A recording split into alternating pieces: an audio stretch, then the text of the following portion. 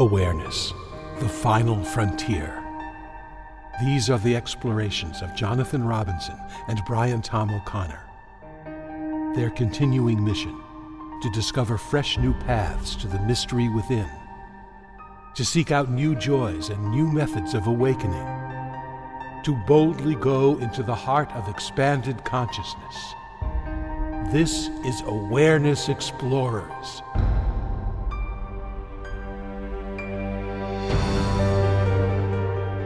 Welcome back, Awareness Explorers. We're always happy to have you in our exploration. And I am here with my trusty co-host, Brian Tom O'Connor. And I am Jonathan Robinson. And I'm feeling a little pissed off today, admittedly, which is very apropos because our subject today is awareness and anger. And obviously, it's something that's up in the news. There's lots of protests. People are upset with the political situation, the pandemic. I don't even know what I'm upset about, which is really interesting.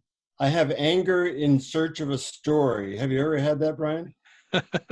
Yeah, I definitely have had that. Of course, I've discovered that you don't need to know what it's about. As a matter of fact, knowing what it's about sometimes can really get in the way. Uh-huh. Well, sometimes I'll be upset about something and I don't know what, and then I'll think, oh, I was upset about that thing 2 hours ago, which no longer applies.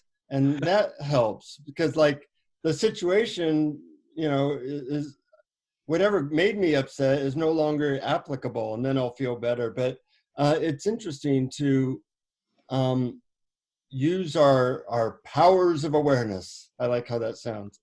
To explore this topic because it's normally a rather taboo topic. People don't really express anger that much in this culture, and we certainly don't talk about it. Although if you look at society, a lot of people are annoyed or pissed off a lot of the time, and therefore diving into what it is, what we can do about it, what we normally do about it, and how we might transform it into something that is food for our spiritual awakening.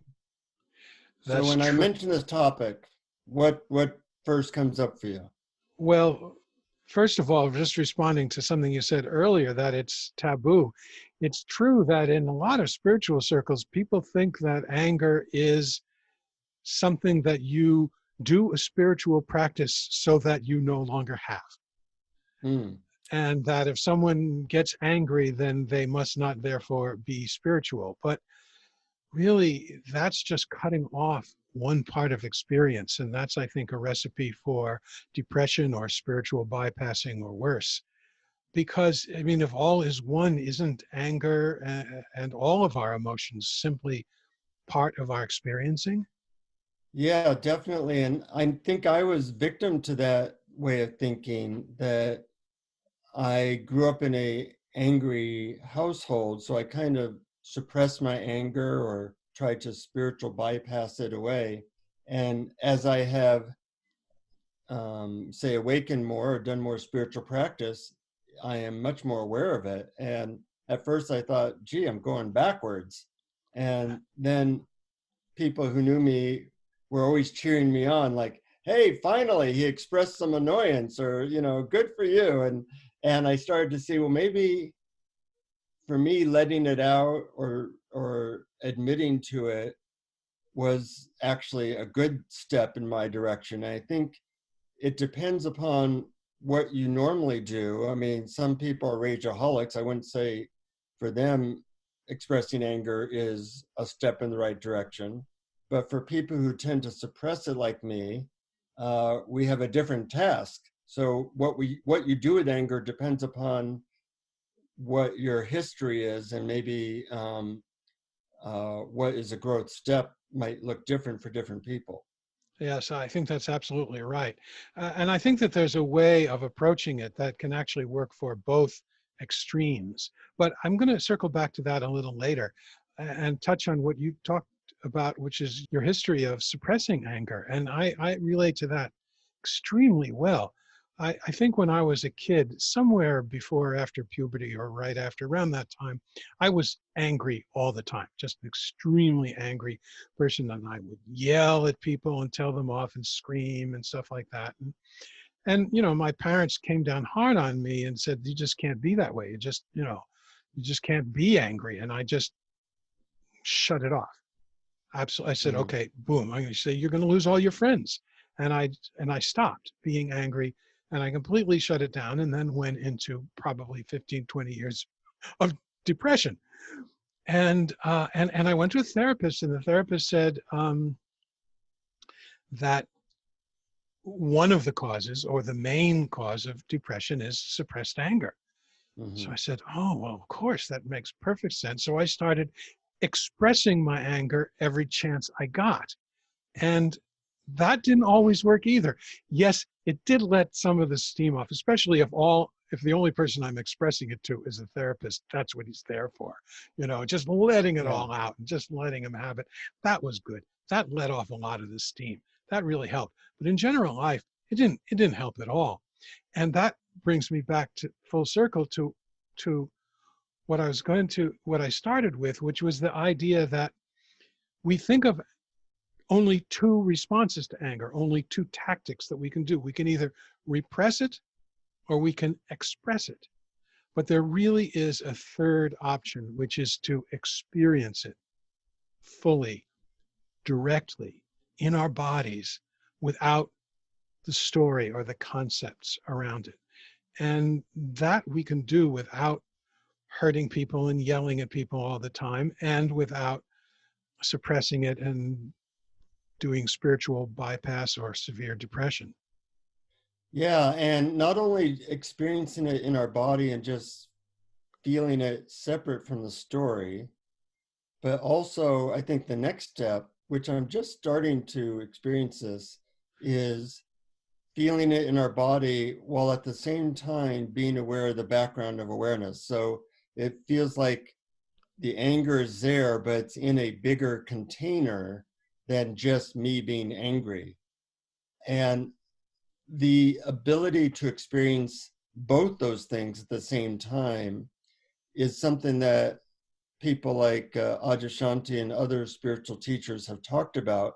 It's not an easy thing to do. It really takes some practice, but enlightened people get angry. They just experience it as one thing amongst the container of awareness. That's right. And there's so many other things in awareness.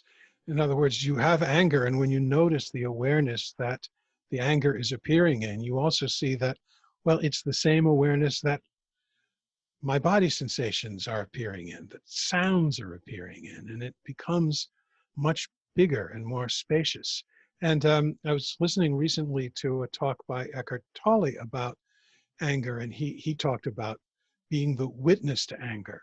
You witness your anger in from the same place as you witness, say, maybe you're feeling hungry, Mm. or maybe you're nervous because you have an interview or something like that, or you're just hearing something that when you approach it, when you go to the witness of it, to the larger spaciousness around the anger, then you don't have to actually do anything. It starts to sort of resolve itself from that. And I Mhm. found that to be true and quite profound. Yeah. And I think even that option, though, isn't always the growth option for somebody, because that can even be a spiritual bypass. So for me, I have to be really careful that I am not using these methods or these ideas to avoid the vulnerability of saying, I'm really pissed off about that, which I haven't traditionally been able to do for very long. And it's still a little scary. Um, so it's a tricky thing. And then anger by itself is so sticky. It doesn't lend itself well to, oh yes, there's anger and then there's the background of awareness. It has a way of grabbing your attention, making you feel very real and separate and urgent as Yeah. well. It has all those elements in it. And therefore, to become less reactive to anger is really a process and can take years. Yeah, boy, what you said is packed with so much insight and interesting stuff. Oh, you're First of making me all, feel much better. As you say that, I'm getting less angry. Like, yeah, give it to me, baby. well, you talked about vulnerability, and vulnerability is actually underneath anger. It's at the root of anger. I mean, every situation in which we're angry comes about because there's something in our experience that we're trying to control. And why are we trying to control our experience? To avoid our vulnerability, to avoid our core wounds, to avoid our, our deepest hidden feelings. And the other thing that you said was that, yes, it's true that anger, it calls attention to himself. It says, me, pay attention to me. Don't pay attention to anything else. And so it's sticky in that way. Mm-hmm. But you can just simply ask, okay, this anger is here. What else is here? Mm. Yes, the anger is here. I also hear sounds. They're an awareness. I also feel my body. They're an awareness. So I would say that there's two that you have to allow the anger to be there. You have to fully experience it, and you have to notice the awareness that it appears in, and see if you can temporarily drop the strategies that you're coming up with in your mind to get rid of it. Mm-hmm. Yeah. I think it's also interesting to explore what triggers our anger. And I have a couple interesting stories about that.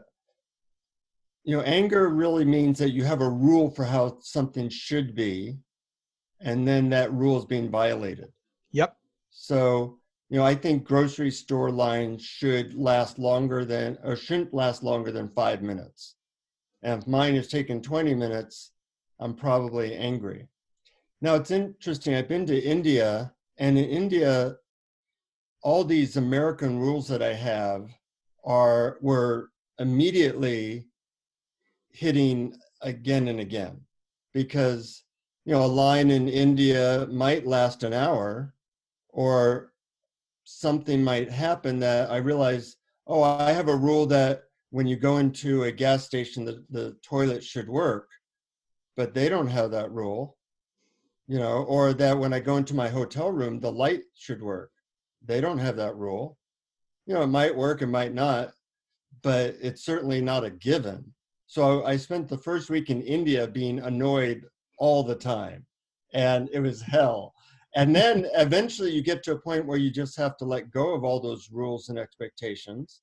And then you're like in a more surrendered state. And it was interesting that after a while I was like, yeah, of course the light doesn't work. Of course the TV doesn't work. And, you know, I might be able to mail this today, but, you know, they might close because the guy feels like leaving the post office.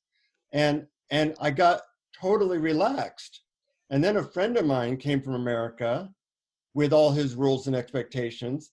And it was very unpleasant being around him because he was totally pissed off for the first week, you know, because once again, he was hitting all these things. I said, you know, let's take a break for a few days. In a few days, come back, you'll be in a more relaxed, peaceful place, and it'll be more pleasant to spend time with you. And, you know, that's not the way we normally think of it. We think that we have a right to everything. We have a right to Zoom working. We have a right to going out and shopping without a mask. You see how angry people are that they have to wear a mask in a pandemic. And I think that a lot of times it is helpful to look at how many things trigger our anger. So not just the, you know, that it's in the background of awareness, but to see our conditioning, the rules that we've been given largely by our parents or society, and how a lot of them really don't make sense, or they're really indulgent, or they're really not necessary. I remember Ram Dass Guru said to him, Ram Dass, just drop your anger. You know, he didn't say, be aware of it. He didn't say, work it out in a session. He said, look, all your rules are ridiculous. Just drop it. So that's another that's another approach, though hard to do in the real world. Well, I think that's a real interesting and fun approach. And it's true that when you're angry because you have a rule over the way something should be, that you can ask yourself, is this rule valid? You know, or you can ask, well, why should it be that way? Or why shouldn't it be the way it is? And you I can like that actually, question. I like that yeah, question. why Why shouldn't, shouldn't it be the way it is? Why shouldn't my computer break down every 3 days? exactly. Why shouldn't it be that way? I mean, I can't tell you how many times that's actually helped me. Well, why shouldn't it? You know, Uh-huh. including fault, feelings that I have or faults that I have, or actions of other people. People getting off the subway before I come on. That's a rule I have. They shouldn't do that. I should get on. Then no, they should. Yeah, they should. They should let me off before they get on. That's the rule. I think that was in the Bible, the Ten Commandments, if I'm Yeah, not it was. mistaken. Thou shalt let the people on the subway off first, Mhm. before thou gettest on. And but when I said, well, wait a minute, they want a seat. Maybe they can go in one side of the door and I can go out the other side. In other words, why shouldn't it be? It's the way it's happening. And I bet you that you couldn't find an exception to this, that all anger is based on the idea of how things should be. Right. And only people with big egos, humble people don't get angry that much. Like they don't have so many rules of how things should be. They don't take offense so easily, you Yeah, know? And I think that's part of the dealing with this big obstacle to peace is, well, why am I so big of an ego that I take offense with that people are coming out, or this is taking 5 extra minutes, or all that stuff? That it's a useful reminder that we're certainly not being humble in that moment. that's right. And another thing about anger is the time element. When we have an idea that we're not supposed to be angry, that we shouldn't get angry, that other people shouldn't get angry, and then we become angry for a long time. Mm-hmm. It gets internalized. It spins around and around in a little endless whirlpool inside because we're constricted against it and we're resisting it. And when you let go of that idea that it shouldn't be here, when you start to relax, even just physically relax, but also emotionally relax, then the anger comes. Maybe it swirls around a little bit, but it shoots on out the other side. So it actually, there are many people who are pretty spiritually advanced who still get angry, but the anger comes, the anger goes. Mm-hmm. And so, And there's righteous anger. I mean, we all saw George Floyd be killed, which either made you sad or angry or both. And there's, that's something that spurs us into action sometimes when we see that something is clearly not right. absolutely. As a matter of fact, and I'm going to talk about this a little bit in my meditation, but I I sort of distinguish between two different types of anger. And there's the anger that comes when you see social injustice like that. Mm-hmm. And that you must ask yourself, okay, this is wrong. I feel this is wrong. I'm angry. Is there a step that I can take to make things better? And if there is, then you do it. And I call that political anger. It's just my Mm-hmm. term for it. And then there's the anger that comes when things just don't go your way, when personally the idea of how other people should treat you, or how things should work, or how things should be designed, or how your personality should be, isn't the way you want it to be. That's a more personal anger. I call that psychological anger. So I kind of Uh-huh. make a distinction between the political, which you can act upon, and the psychological, which has to do with your idea of how you as an ego should be treated and how the world should comply to your idea of how it ought to be. I'm glad you said that because I do agree that the world should comply to how my idea of how it should be. I'm glad we got you to agree to that. I'm kidding, of course, Of but you make course. a good point that I like that distinction of personal psychological anger, largely due to maybe indulgent expectations, and righteous anger based on seeing an injustice that we're reacting against. Yeah. Very different. I mean, they feel the same sometimes, but they have very different purposes potentially. You know, another way of looking at anger, which I really appreciate in our interview with Adyashanti, he said something that really got made my mind explode, and that was the opposite side of the coin of anger is it shows that you care about something. So I've been using that kind of as a technique, like, okay, I'm angry at our political situation. Well, that means that I really care about our government, you know, or I care about the, you know, the response to the pandemic has not been, let's say, stellar, that I care about the people who are suffering. And that really gave me a different spin, even on, you know, stupid things I get angry at, like, you know, my computer shut down. Well, I care about getting this project done, or I care about my computer working well.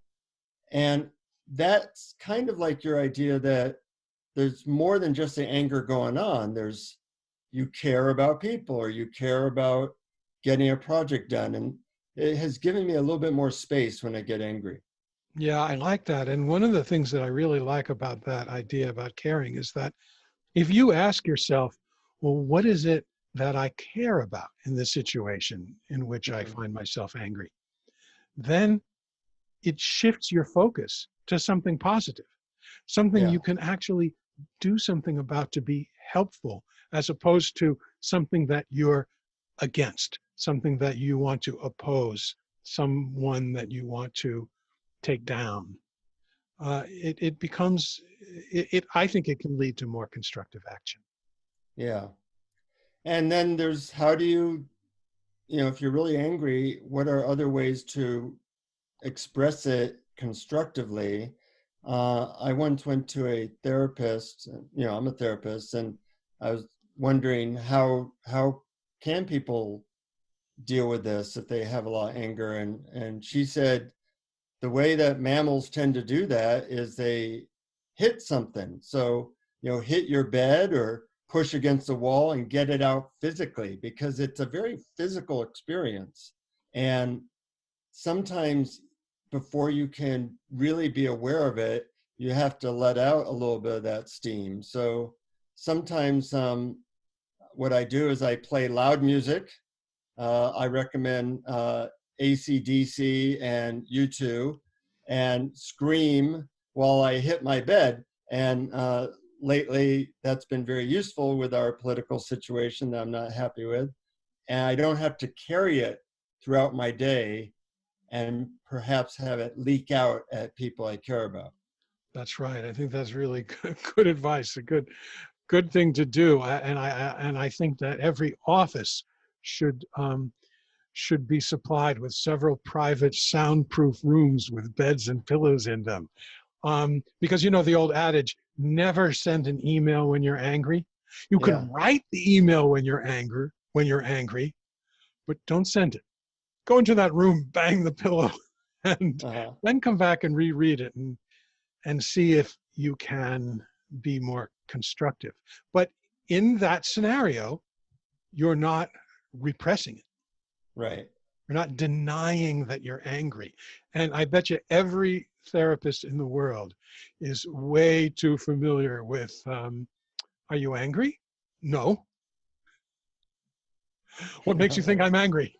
Yeah, yeah, absolutely. Well, how are you feeling right now? I'm feeling that you shouldn't do this, Yeah. Or, I'm which feeling is, fine. yeah, right. So, yeah, but when you sort of relax a little bit and say, okay, all right, I admit it.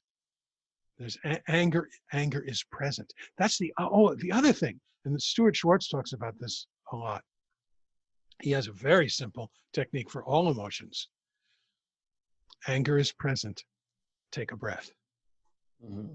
And the other thing about wording like anger is present, it's a lot actually more accurate and truthful than I am angry, because you become identified with the anger that way, where as opposed to anger is present. And anger, the other thing that Eckhart Tolle talked about, the witness, is that you see anger not as your anger, you see it as an energy coming from, in fact, he calls it the anger energy Mm-hmm. flowing through you, as opposed to my thing, my anger. It's no, there is some anger energy flowing through right now. I know that might sound a little bit kind of new agey and woo woo when you're really, really, really pissed off to say there's anger energy flowing through me. But seriously, folks, if you can get over that, it can Yeah. really help to see the space to be bigger than the anger and not be only the anger. Mm-hmm. And with all these tools, you have to find the right tool for you in the right moment. So one person saying, yes, there's anger energy flowing through me would be a spiritual bypass. For another Uh-huh. person, it'd be like, wow, that's a really new experience to do that.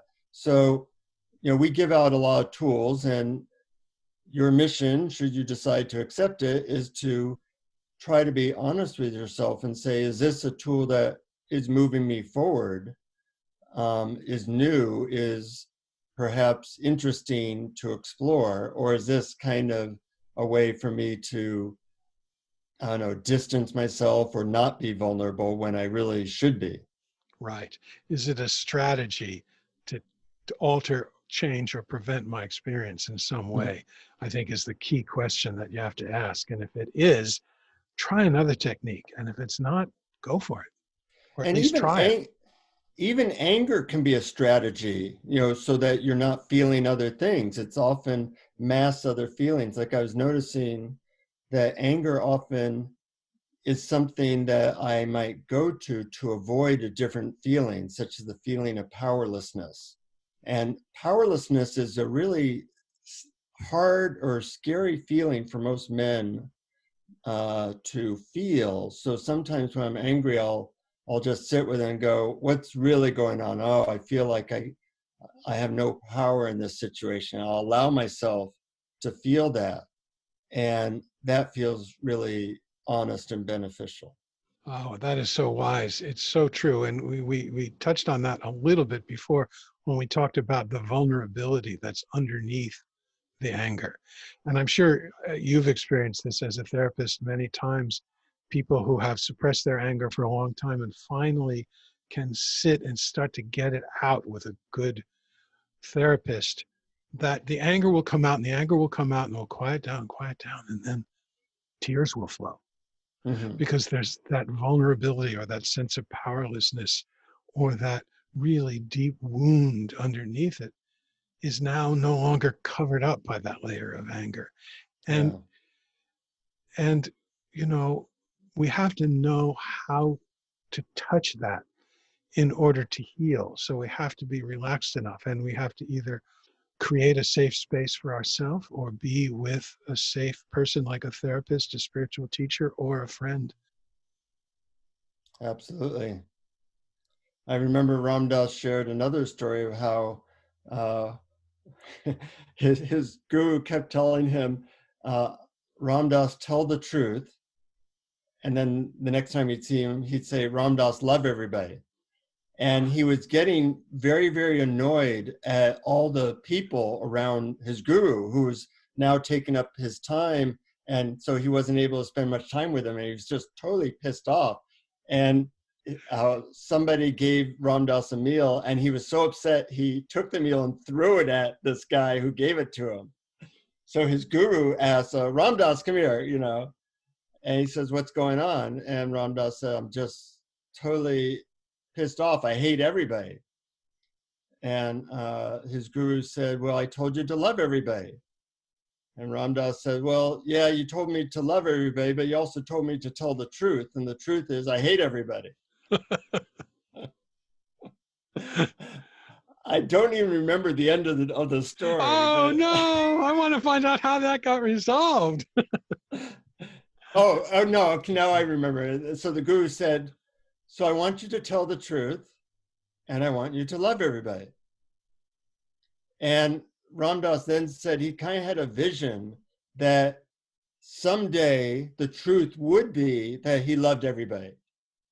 That he wasn't there yet, but he could see that by telling the truth, things would purify in him and eventually change, and he would get to the place where the truth was that he loved everybody. And he was telling the story, a few years before he died, and he said, and now that is the case. Everybody that I see, I love. And, it just took a bunch of years. Yeah. And that's a great story. And there's a couple of other, I think, nuggets of truth in that story. One is that actually love is truth, because love is our original nature. Pure awareness is love because it allows everything to be as it is. So when you really, really tell the ultimate truth, you're talking about love. And I forgot what the other nugget of truth was. It'll come to me. It disappeared into the great void. Disappeared into the great void. The grape void. The great void. The grapevine. Well, that could be a great new song. I heard it through the great void. And whether or not a person got it would show their level of spiritual attainment. Oh, I remember the other nugget of truth is that when you're angry, there's something untrue that you're telling yourself, which is, this shouldn't be the way it is. Yeah, right. I remember Byron Katie one time when I was watching her at an event. A lot of people were upset with, our politics. And she said something really interesting. She said, you being upset means that you know how the whole story ends, and that you know what is good and what is bad in the future, which is a lot of mind assumptions. She said, I'm not that smart. I have no idea how things turn out. I have no idea what's good or bad in the moment. I might be able to tell you what I like and don't like, but to get all self-righteous means that you're like playing God in that moment. And that was impactful. Yeah. Well, for someone who says she's not so smart, she's really smart. Yeah, that's true. I wish I wasn't so smart. Anyways, it's been fun. I'm no longer pissed off. That pisses me off. You got rid of it. How are we going to do the meditation then if you're not know, pissed off? Anyways, I'm looking forward to the meditation, even though I'm not pissed off now. I'm sure it will revisit me soon. Good. Well, shall we jump into it? Yeah, I'd love to hear it. Okay, I'm going to start with a little intro and then get into the meditation proper. When we talk about anger, it's useful to make a distinction between anger over social injustice and anger over your immediate situation and your interactions with other people or other things or yourself. Much anger, when it's over social injustice, is useful. It's even necessary. Good people have been wronged by a system that devalues their humanity. There are plenty of examples of this in the world today. So let's call this political anger. But most anger that we humans experience is a personal anger that's felt as a reaction to an immediate personal challenge to our idea of the way things should go for me right now. Let's call this psychological anger. As for political anger, if there's something you can do about the situation that caused it, by all means, go ahead and do it, especially if there's a good chance that it'll be effective in bringing about the change you desire. But for now, let's focus on psychological anger. It's the anger you feel when things don't work out as they're designed to, and the instructions are confusing. It's the anger you feel when someone breaks the rules in a public place. It's the anger you feel when someone criticizes you. It's the anger you feel when your family and friends just don't act the way you think they ought to, or things in your life just don't go the way you think they should. So let's start by taking a few easy, deep breaths as you begin to relax.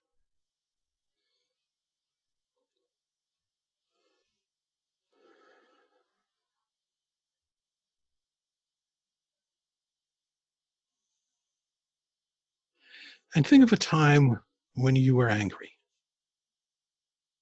If you're angry right now, fine, use that. If not, remember a time when you were angry or when you felt strong anger.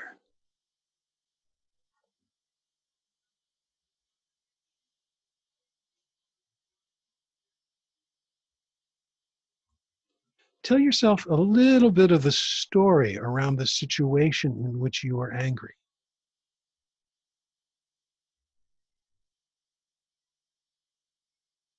See if you can work yourself up to feeling that anger now, or at least remembering it vividly.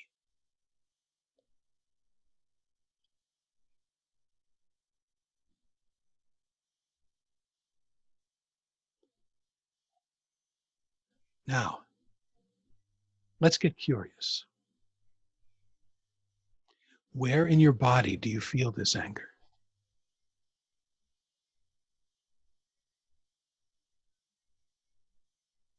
What does it feel like?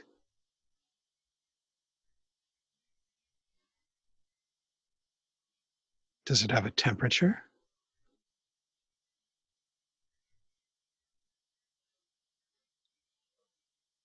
Does it have a color?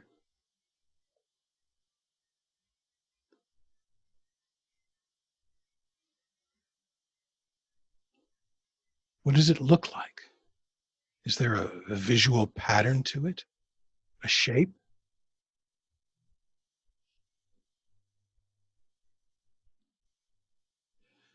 As you focus on the direct sensation of the anger, you'll notice the story about it dropping away. Let it drop away.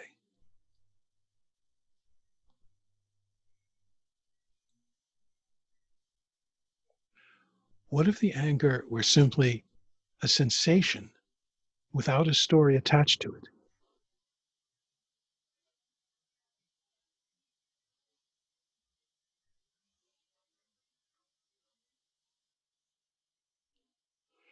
How would it be to experience this feeling directly without using any words to interpret it?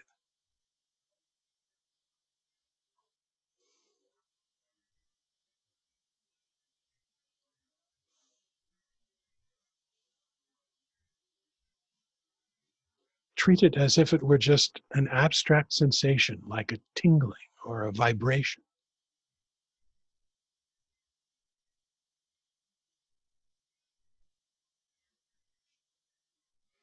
Just for now, drop any thoughts about what caused it, how to get rid of it, or any idea about whether it should be here or not. It is here. Notice it.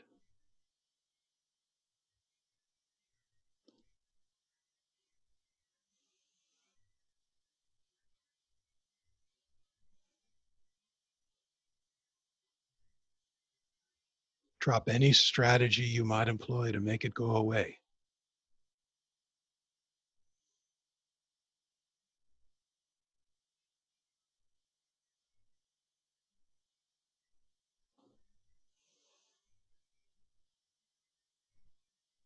This is direct experience.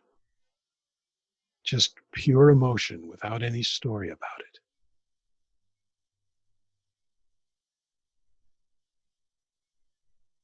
This is experiencing anger purely.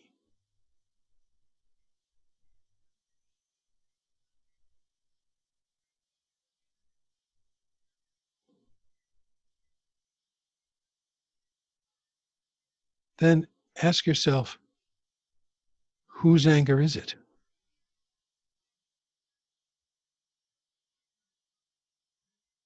What if it's not my anger?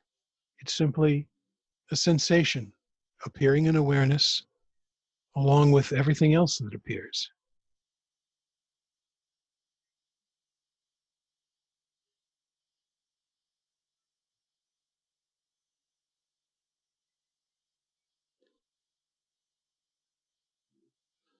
Who or what is noticing this pure sensation?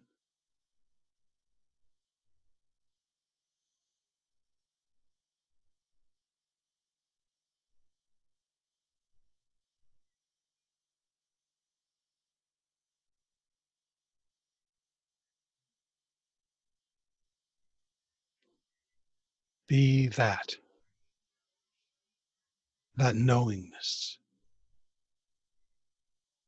that awareness, that clear field in which all your sensations and experiences appear.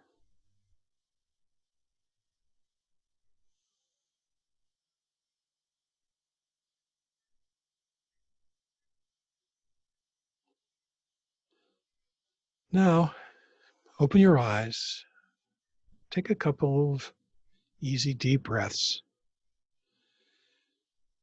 and then you can decide whether to act upon it or not.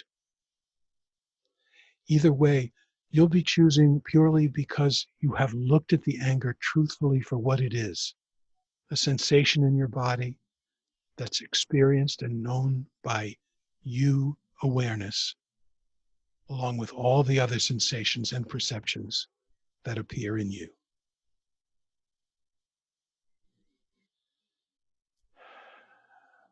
That was very, very interesting. I went into a rather deep altered state. I feel like I just took a drug.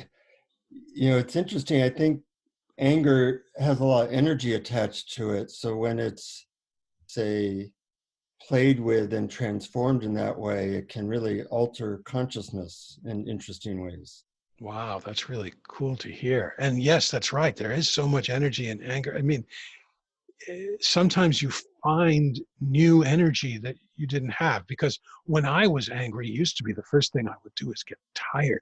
No, that would be Mm. the second thing I do. The first thing I would do would be to eat something and then get tired. Uh-huh.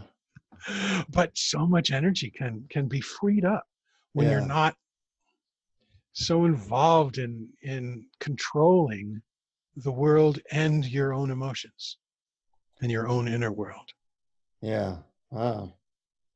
Look forward to have our listeners and us play with it this week. We gave a lot of ideas, a lot of tools. The world will do its best to piss you off this week. It seems to be programmed to help us with this. Yep. And do some anger experiments to see what you can learn and what you can explore. We're not the only explorers. We're here to invite you to explore your own ideas and emotions, and hopefully we can help inspire that. Well said. And if you are so inclined, listen to our meditations, tell your friends. We have a donate button, we have articles, we have a lot of goodies on our website, awarenessexplorers.com. We appreciate your support in any way you can, reviews, etc. And we keep putting up new stuff. So thank you for doing that, Brian. Oh, you're very welcome, Jonathan. Thank you for hosting this so smoothly. Yeah, and now I'm not even angry anymore. So that was a perk from hosting a show on anger. Anyways, good being with you again, Brian, and to our listeners, thanks for listening and keep exploring. Keep exploring. Thank you for listening to Awareness Explorers. To learn more, you can check out our website at awarenessexplorers.com.